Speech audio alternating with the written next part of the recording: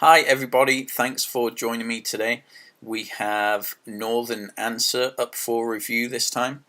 She's an 85-foot brand new 2012 Pacific Mariner. Now Pacific Mariner was just purchased by Westport not too long ago, so they've kept the name Pacific Mariner, but they've sort of combined the quality and reliability of Pacific Mariner with a few extra tweaks from Westport with their experience in the larger boat market to produce this, which is a fantastic boat, great option for this style.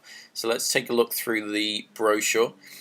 Nice sort of evening profile look there, and you can see the sort of Westport influence in some of the lines, very similar to Ocean Alexander as well. Looking through some of the specifications here, 85 foot, has a nice size beam for the size of the boat, so 21.3 feet in the beam, and also fairly shallow draft as well, at only 5 feet 1 inch. Built in 2012, as we said. In fact, I think it was actually built in 2011, but it's a 2012 model. So the builder, Pacific Mariner, as I mentioned before, Pacific Mariner name has been purchased by Westport, so these are built in the Westport yard, which is around the sort of Washington area. Great product, going towards the smaller sort of end of the market for Westport, the sub 100 foot. So they've kept the Pacific Mariner because it has such a good name for being a quality product, sort of low maintenance vessel. The construction's fiberglass, as we'd expect for this size boat. Engines that they have in here, very popular MTU 2000 series. Fuel, fairly good fuel capacity, 2,600 gallons and 425 gallons of water. They do have big water makers on here to replenish that every day.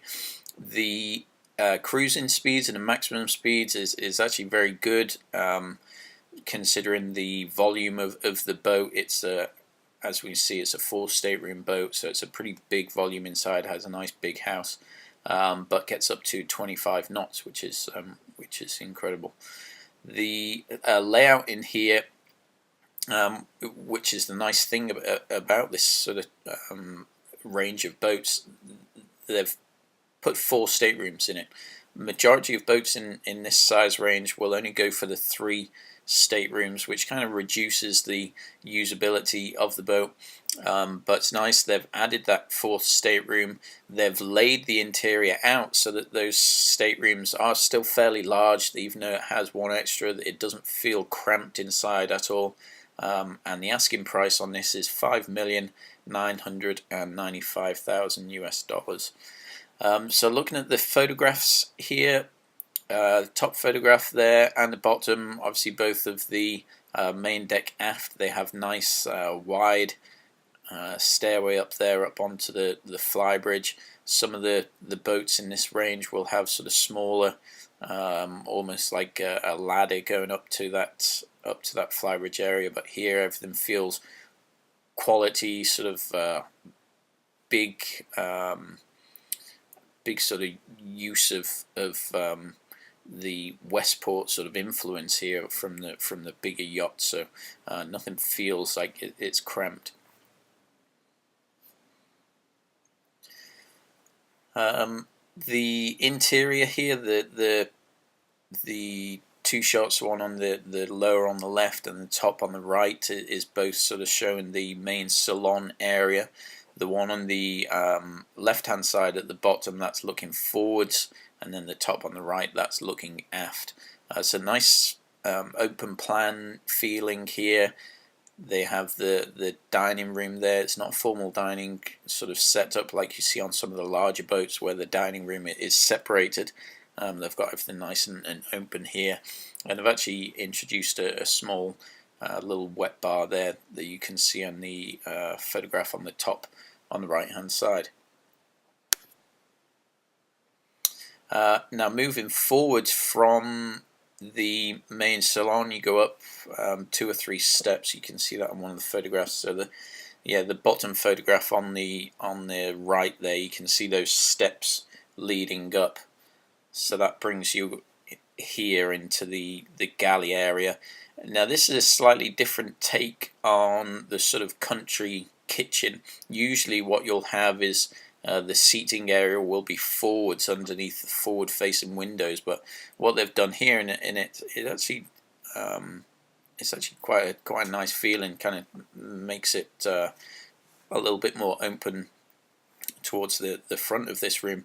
So they've got the sort of breakfast and seating area slightly further aft, which means up forwards you've got a larger helm area, and it's kind of a nice seating area for when you're underway and want to be sort of inside here looking where we're going. So a nice setup. They've got great equipment used here, sub-zero fridge freezers, nice almost industrial sort of quality cooker and hob top there. The bottom photograph that you can see on the right hand side, that's the day head that's on the main deck. And then forwards from the area you can see on the top on the left hand side, that's your nice big helm area. So nice use of flat screen TVs to show the sort of different chart plotters, the AIS system. You have the power management screen there, chart plotters, radars. And you can sort of switch those around and have whichever layout that you want. So a nice modern helm station there. The master cabin is full beam master cabin. You can see that down on the bottom photograph on the left hand side there, and that's its bathroom that you can see at the top on the right. So nice big open bathroom. It's got his and hers vanities, beautiful marble package, and a nice full beam cabin. Lots of storage areas. Got the walk-in cedar lined closets and plenty of drawer space underneath the bed there as well.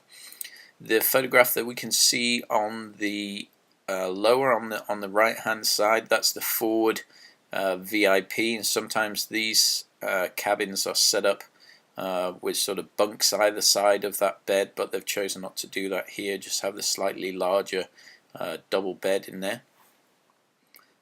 All these cabins are en suite, so its bathroom will be just aft of where you see it here.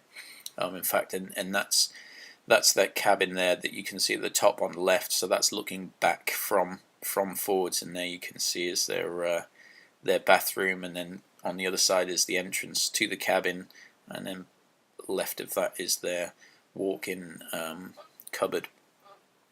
Their bathroom, that forward VIP bathroom, is the bathroom that you can see on the lower there, so it's still same sort of quality fit and finish that you get in the master cabin.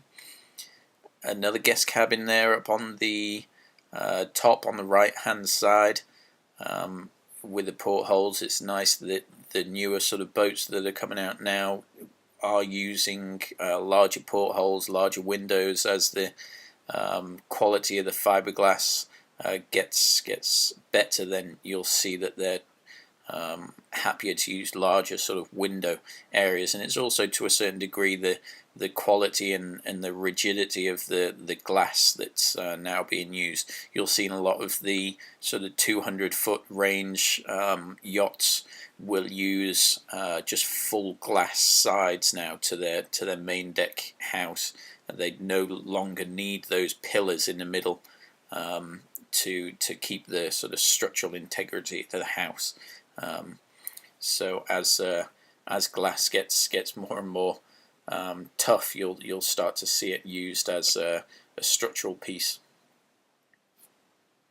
So this is the fourth and final cabin here you see on the left hand side. So we have the forward VIP, which is the double. We have the full beam master, which is a queen. You have the second queen cabin, and then you have this twin. So a nice setup here, sort of encompasses all areas of the boat, and means you can put, so you know, the kids here and there. You can actually see here they have a Pullman bed as well, which is above the bunks there, which means you can sleep that extra person.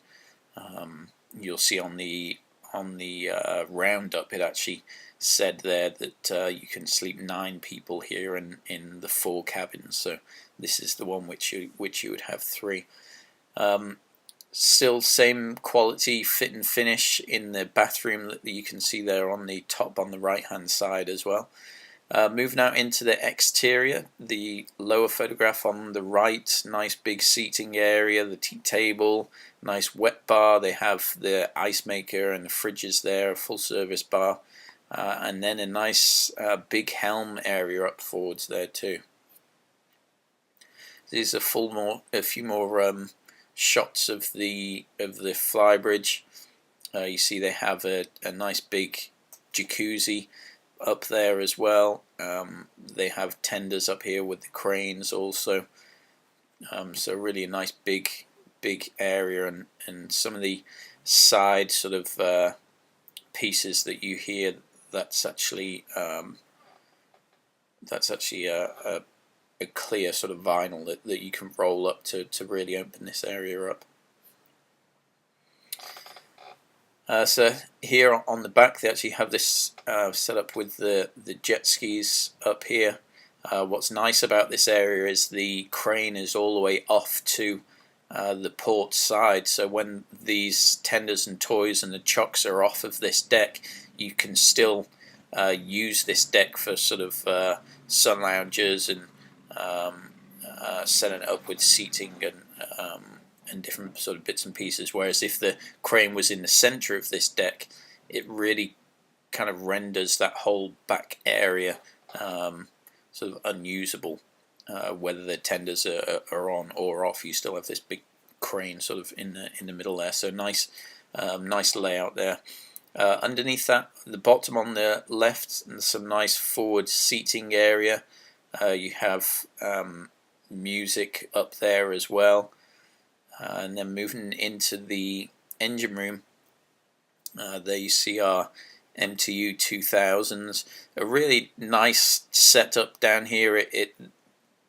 They do put a lot of equipment in this one area, but it doesn't feel cramped the way they sort of install this equipment. It doesn't feel like everything's on top of each other.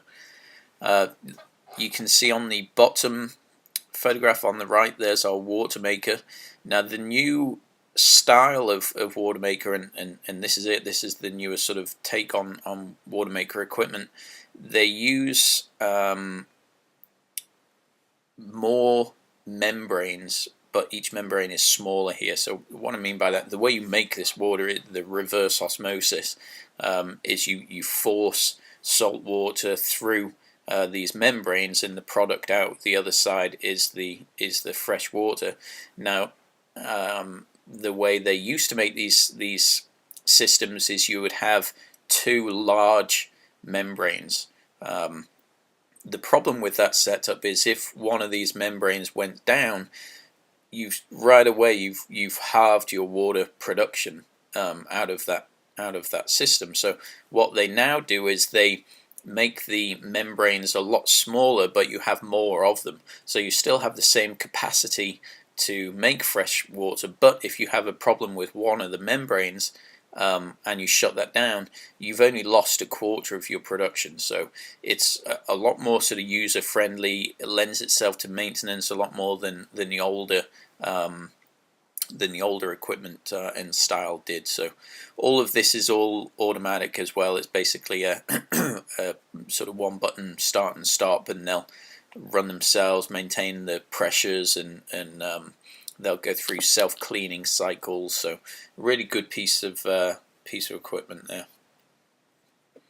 Another nice feature that we can see here is the Northern Light generators.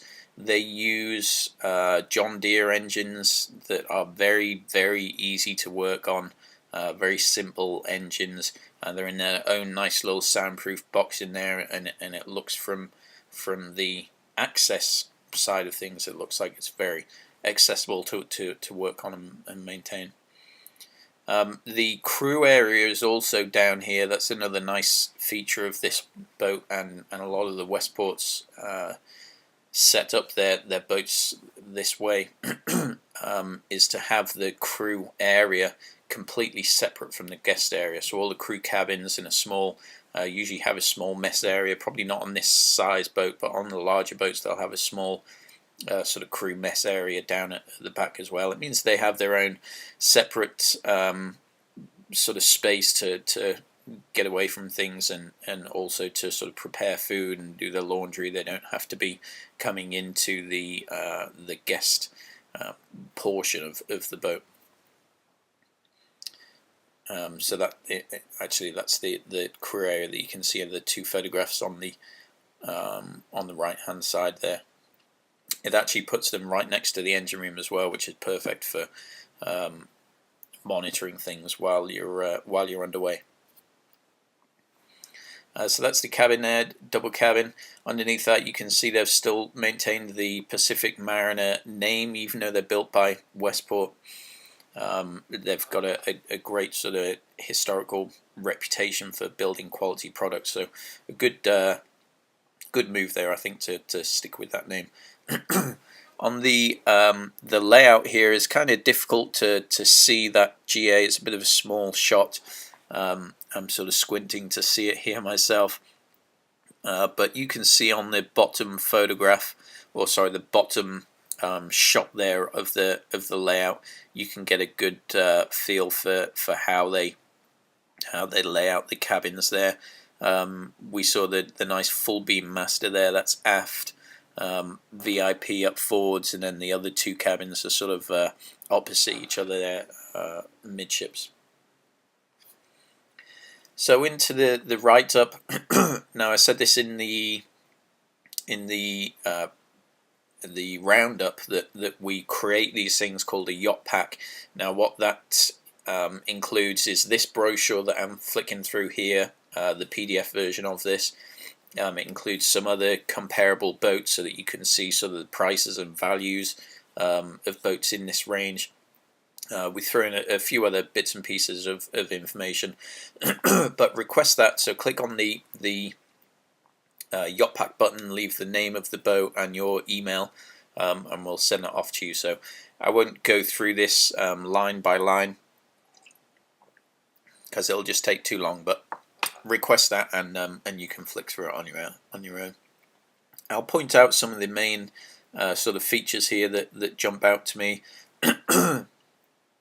In the salon, it goes through all sort of the Collide escape system that's installed here, which is something that you'll find on the larger boats on the sort of 150 foot and up range. It's a mass storage device basically for movies, DVDs, CDs, and means that everything is available in the one location. So it's basically an on-demand entertainment system. It has XM radio there. It's got the Russound touchscreen control system for the entertainment system as well. It's a little bit like Crestron is the other system.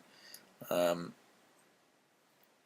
fact, sorry, it's a Philips Pronto, which is put through the Russound system. So just another option. Crestron sometimes gets a little expensive, so the Philips is a nice option to have without going through all the expense of Crestron. There you can see the water makers, the list the tenders and toys, a bow and a stern thruster on this, so it's very easy to control.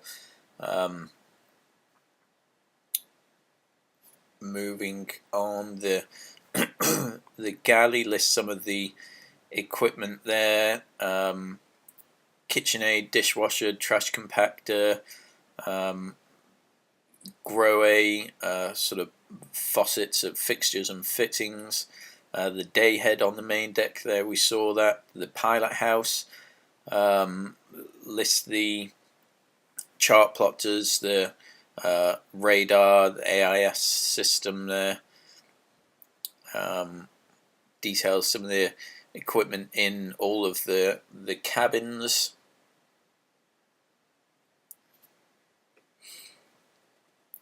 Some more equipment in all the cabins. Everything is the headhunter system, which is a renowned sewage treatment system that all of the larger boats use.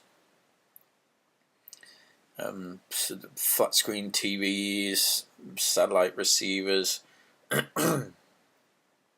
As I say, get that yacht pack and you can flick through all this. It's a pretty detailed review here, so it'd take me forever and a day to go through all this.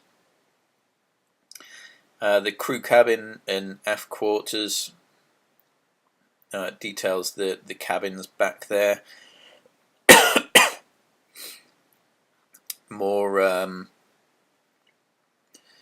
sort of details on all the Flybridge equipment, all the stainless steel chairs and custom made stools.